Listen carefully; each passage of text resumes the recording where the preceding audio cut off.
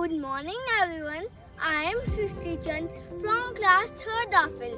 Today I am Mother Nature and I am here to talk about something really special. I am everything you see all around this wonderful world. The fresh air, clean water, plants and animals and even you.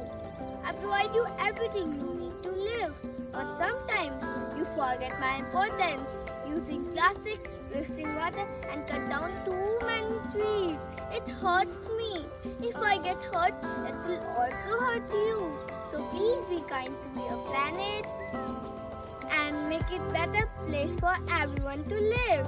Let's all promise today to be good friends of mine. Thank you so much and have a nice day.